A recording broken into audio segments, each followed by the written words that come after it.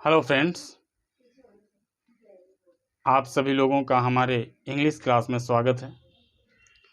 प्यारे दोस्तों, पिछली वीडियो में आप लोगों ने फिगर्स ऑफ स्पीच पढ़ी, जिसमें 4 प्रकार के फिगर्स ऑफ स्पीच को कवर किया गया और आज की क्लास में बचे हुए शेष फिगर्स ऑफ स्पीच को हम समझेंगे।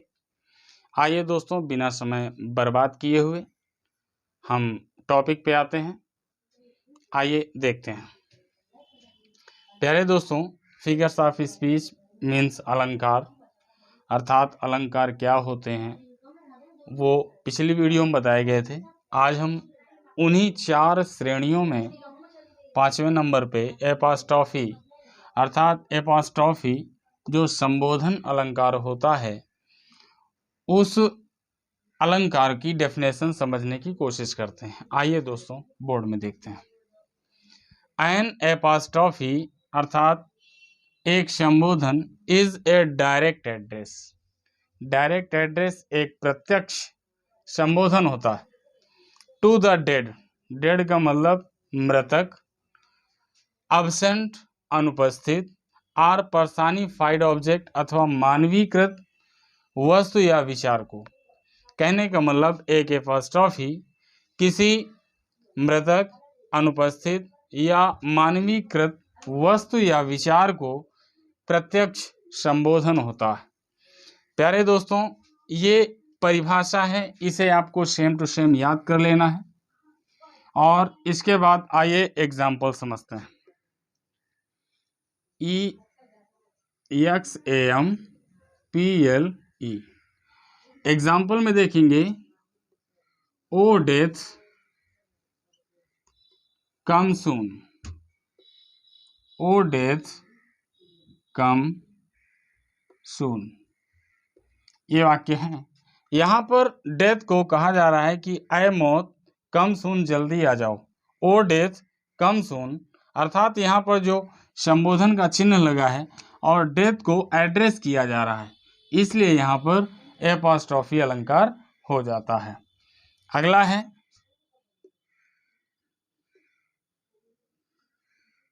ओ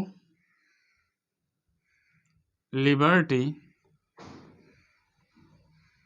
why are you so dear.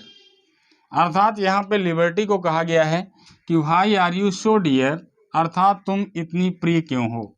O liberty, liberty मतलब आज़ादी होता है, अर्थात आज़ादी तुम इतना प्रिय क्यों हो। यहाँ पे देखिए एपॉस्ट्रॉफी का चिन्ह लगा है, अतः यहाँ पर एपॉस्ट्रॉफी अलंकार हो जाता है।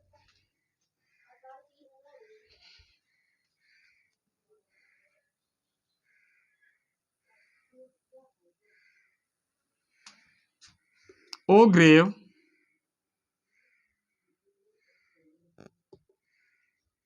Where is thy victory.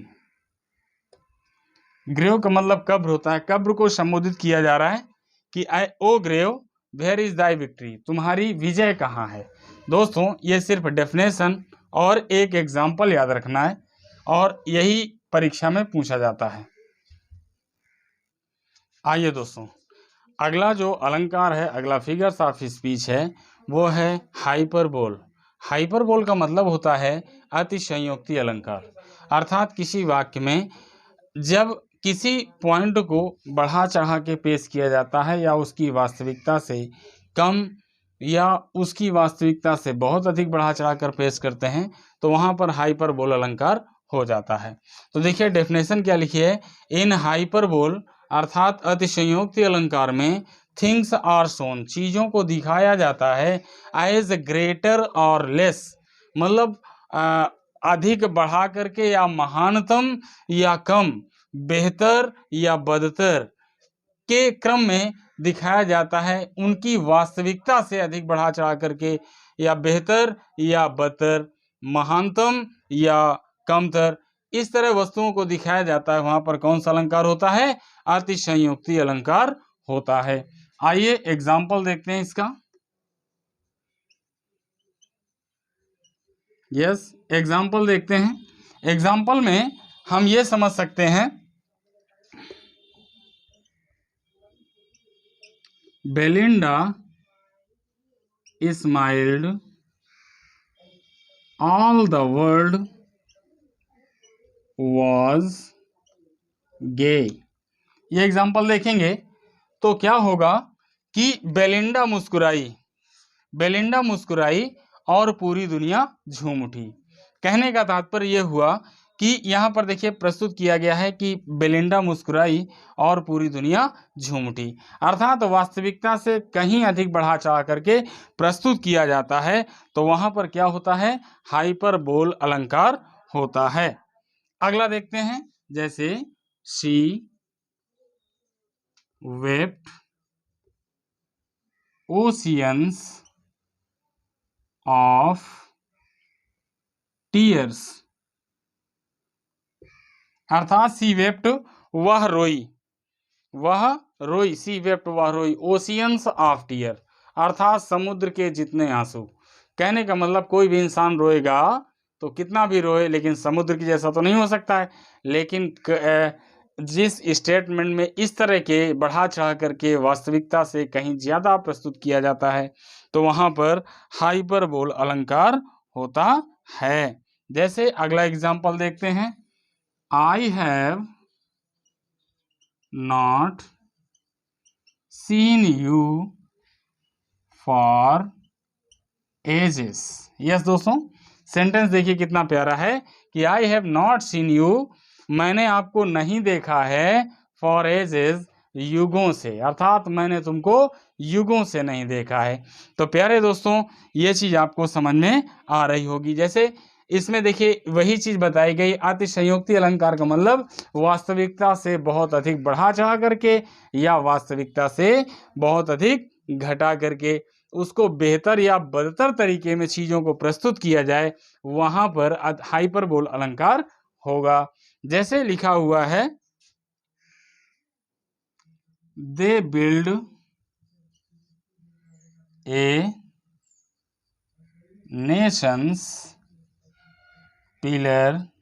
Pillars deep and lift them to the sky. देखिए यहाँ पे हाइपरबोल अलंकार कहाँ पे हो जाता है कि वे लोग एक राष्ट्र के खंभों को गहराई तक बनाते हैं और उनको आसमान की ऊंचाई तक उठाते हैं। यहाँ पर देखिए कोई भी खंभा होगा आसमान की ऊंचाई तक नहीं जा सकता है, इसलिए अब यहाँ पे कवि ने तो कह दिया कि lift them to the sky, और यही जो कह दिया अर्थात स्काई का मतलब यहाँ पे उन्नति की बुलंदियों तक है, तो यहाँ पर स्काई को स्काई जो स्टेटमेंट दिया है यहीं पर आपका क्या हो जाता है, हाइपरबोल अलंकार हो जाता है। दोस्तों चलिए अब आगे देखते हैं। दोस्तों फिगर्स ऑफ स्पीच का अंतिम जो पॉइंट है वो है आनामाटोपोइया का। तो आनामाटोपोइया का मतलब होता है ध्वनि सूचक। क्या होता है दोस्तों, ध्वनि सूचक, अर्थात जिस सेंटेंस में किसी भी प्रकार के ध्वनि की आवाज आती है वहां पर आनामाटोपोइया अलंकार हो जाता है। एक डेफिनेशन लिखी है, in this figures of speech, इस अलंकार में द साउंड सजेस्ट, साउंड का मतलब आवाज, सजेस्ट सुझाव देती है, सेंस मतलब अनुमान लगाने का या मीनिंग अथवा अर्थ देने का, अर्थात आनामाटोपोइया में किसी भी प्रकार के आवाज का अनुभूति कराता है, वहां पर आनामाटोपोइया अलंकार हो जाता है। एग्जाम्पल के माध्यम से समझते हैं, the snake hisses in the Bush, अर्थात सांप झाड़ी में फुफकारता है, अर्थात हिसेस लिखा है, हिसेस का मतलब फुफकारना, अर्थात यहाँ पे देखिए जब फुफकारेगा तो क्या होगा, आवाज होगी। क्या होगी, आवाज होगी, और ये शब्द आने की वजह से ये आनामाटोपोइया अलंकार होता है। जैसे अगला है, मैन टॉक्स, आदमी बात करता है, तो बात करने में भी क्या होता है, जब बात करता है तो आवाज होती है, इसलिए यहाँ पर आनामाटोपोइया अलंकार हो जाता है। अगला देखते हैं,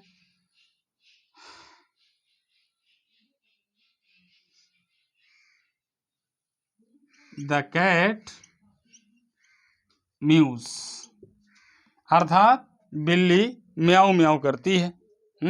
द कैट म्यूज, बिल्ली म्याऊ म्याऊ करती है। तो इस तरह से देखिए, म्याऊ करना, टॉक करना, ये समझ लीजिए द डॉग्स बार्क, कुत्ते भौंकते हैं।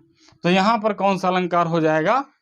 ऑनोमाटोपोइया हो जाएगा। जैसे the beauty born of murmuring sound shall pass into her face, अर्थात मरमर कलकल जल से उत्पन्न होने वाले कलकल की आवाज से उत्पन्न सुंदरता उसके चेहरे को प्राप्त होगी। तो जब मरमरिंग साउंड दिया है तो वहां पर ऑनोमाटोपोइया अलंकार हो जाता है। तो इस तरह से फिगर्स ऑफ स्पीच पॉइंट खत्म होता है। आगे देखते हैं। आइए दोस्तों, इस आगे के वीडियो में हम इंपरेटिव सेंटेंस का पैसिव वॉइस कवर करने जा रहे हैं। प्यारे दोस्तों, अगर आपको वीडियो बेहतर लग रही है तो एंड तक जरूर देखें, निश्चित रूप से कुछ नया सीखने को मिलेगा। आइए दोस्तों देखते हैं इंपरेटिव सेंटेंस। प्यारे दोस्तों, हम पिछली श्रेणी में पैसिव वॉइस की क्लास चल रही थी और उसमें हर प्रकार के पैसिव वॉइस का अध्ययन करवाया गया था। अब हम इंपरेटिव सेंटेंस को इस वीडियो में कवर कर रहे हैं और वो आपके साथ शेयर है। तो प्यारे दोस्तों, इंपरेटिव सेंटेंस वाक्य होता कौन सा है?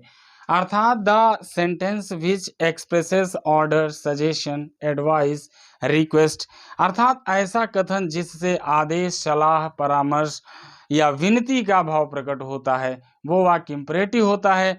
अब हमें ये तो हिंदी की पहचान हो गई जिससे हम महसूस कर सकते हैं, लेकिन इंग्लिश में कैसे जानेंगे? तो ये दोस्तों याद रखिएगा कि इंपरेटिव सेंटेंस वो वाक्य होता है जो मेन वर्ब की फर्स्ट फॉर्म से प्रारंभ होता है। अर्थात हम एक्टिव वॉइस का रूल भी आपको कवर करा रहे हैं और पहचान भी बता रहे हैं। अर्थात मेन वर्ब की first form plus object plus ETC कुछ भी दिया है। अर्थात हमें मुख्य रूप से इंपरेटिव सेंटेंस बनाने के लिए इस बिंदु को याद रखना है। करना क्या है? जब इसको हम पैसिव वॉइस का स्ट्रक्चर देंगे, तो दोस्तों सबसे पहले हमको क्या लगाना होगा? लेट लगाना होगा। लेट के पश्चात आपको ये जो ऑब्जेक्ट दिया हुआ है, लेट प्लस ऑब्जेक्ट, अर्थात इस ऑब्जेक्ट को यहाँ पे लिखना है। Got it? इसके पश्चात आपको बी लगाना है। बी के बाद जो मेन वर्ब की फर्स्ट फॉर्म है, इसको आपको थर्ड फॉर्म में कन्वर्ट कर देना है। Third form plus ETC। दोस्तों ये चीज आपको समझ में आ रही होगी। एग्जाम्पल के माध्यम से समझ लेते हैं। जैसे लिखा है,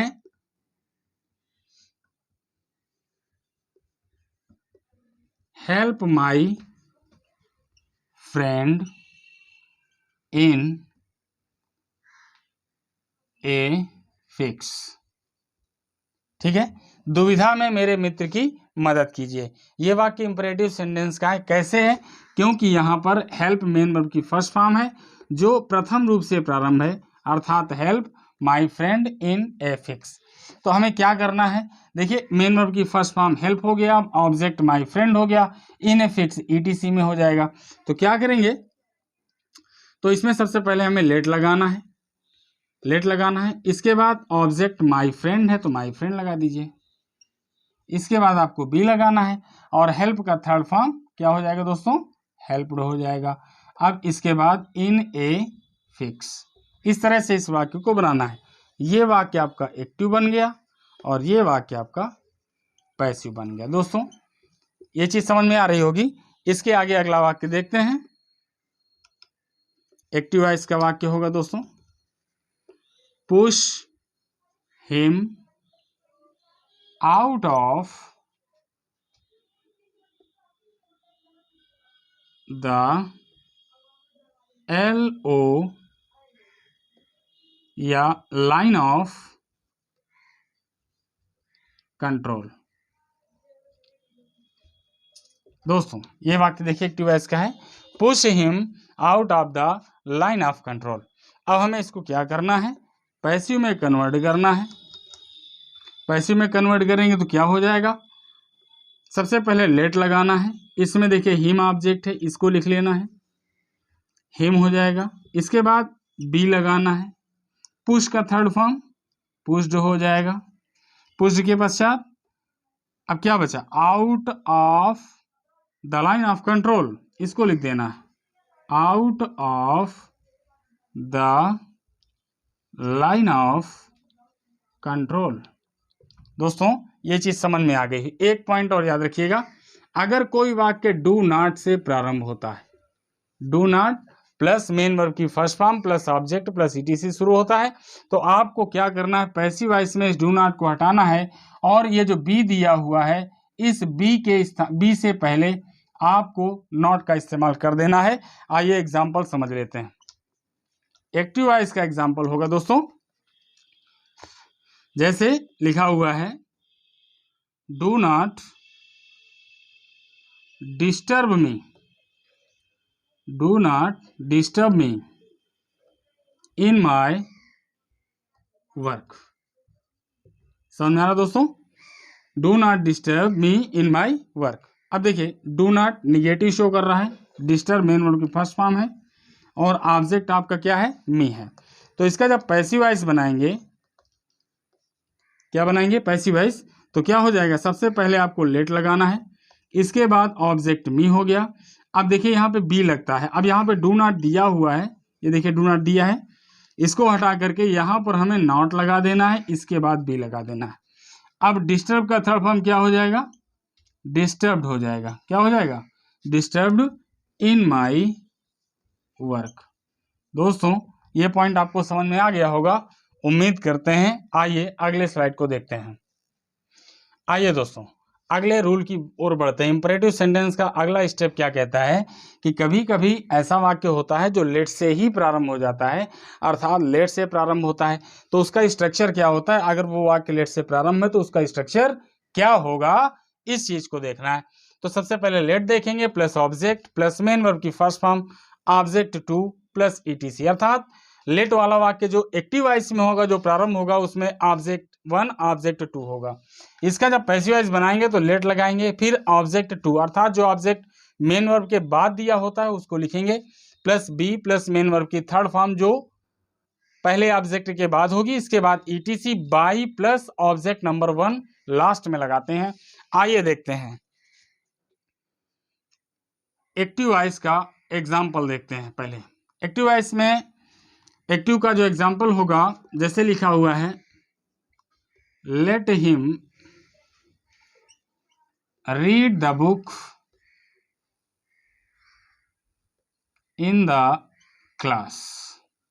यस दोस्तों, एक्टिव का एग्जाम्पल है let him read the book in the class. श्योर सी बात है, मुख्य क्रिया के प्रथम रूप से प्रारंभ है, वाक्य कैसा है, वाक्य आपका इंपरेटिव है। ऐसे वाक्य को जब कन्वर्ट करेंगे तो इसको पैसिव वॉइस में बनाने के लिए हमें इस रूल को याद रखना है।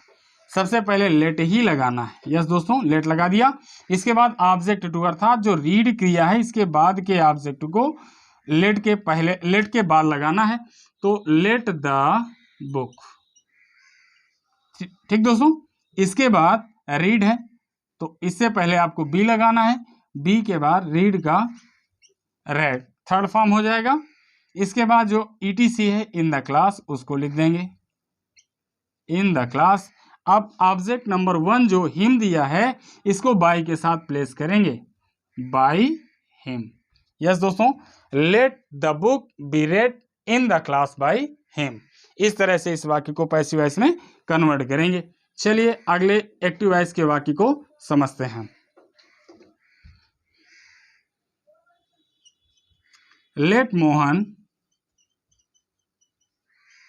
Milk the cow.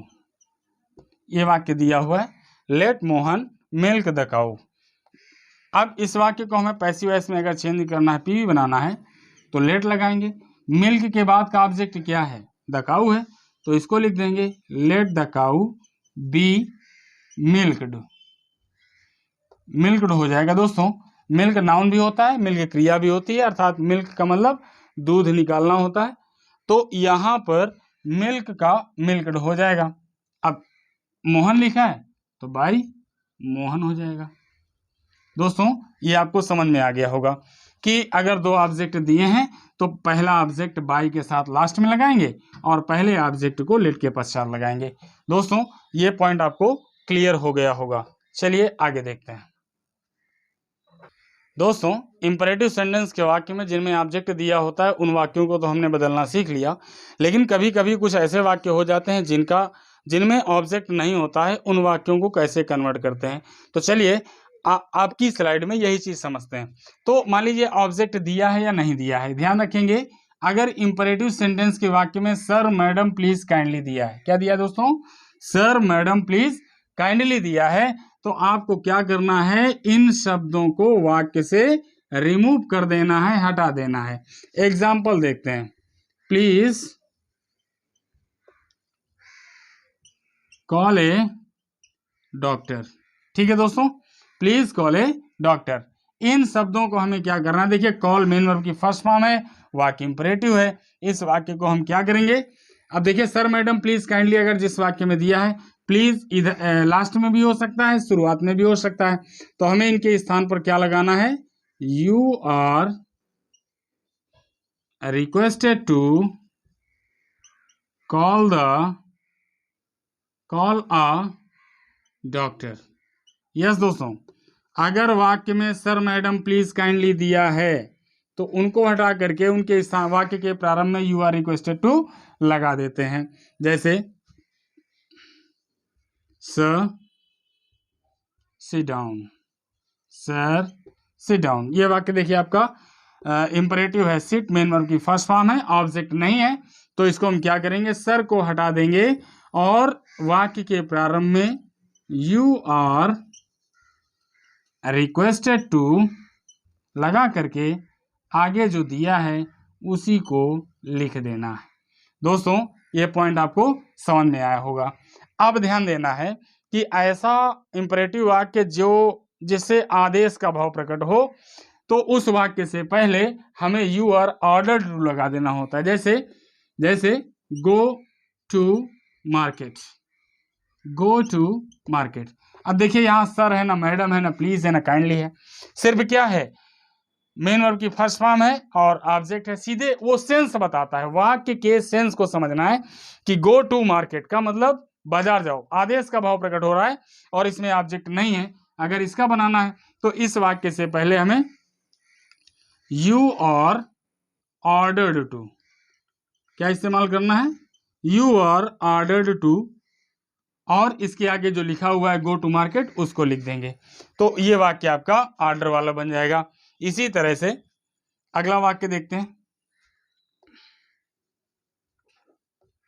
Help the needy, help the needy. ये वाक्य कैसा है, इंपरेटिव है, क्रिया भी दी है, ऑब्जेक्ट भी दिया है, ये सलाहात्मक वाक्य है। हेल्प द नीडी कैसा वाक्य है, सलाहात्मक वाक्य है, तो इसको लेट से भी बना सकते हैं और you are advised to help the needy, इस तरह से बन सकता है। और अथवा करके आप दूसरी तरह बना सकते हैं, क्या, the needy should be helped, इस तरह से भी बनाया जाता है, the needy should be helped. अर्थात जिन वाक्यों से सलाह का भाव प्रकट होता है तो सलाह प्रकट करने वाले वाक्यों में ऑब्जेक्ट के पश्चात शुड बी प्लस दी हुई मुक्रिया के प्रथम रूप को थर्ड फॉर्म में कन्वर्ट कर देते हैं, और अगर ऑब्जेक्ट नहीं दिया है उससे सलाह का भाव प्रकट होता है तो उस वाक्य में यू आर एडवाइज्ड टू का प्रयोग कर दिया जाता है। तो प्यारे दोस्तों ये चीज आपको समझ में आ गई होगी। हाँ दोस्तों, ये वीडियो आपको कैसी लगी, प्लीज़ अगर आपको वीडियो अच्छी लग रही है तो कृपया एक लाइक कर दीजिए ना, सब चैनल को सब्सक्राइब कर दीजिए और एक शेयर कर दीजिए। जो भी मित्र आपके हैं पढ़ने वाले हैं उनके पास शेयर कर दीजिए ताकि वो लोग भी इस वीडियो का फ़ायदा उठा पाएँ। Thank you very much.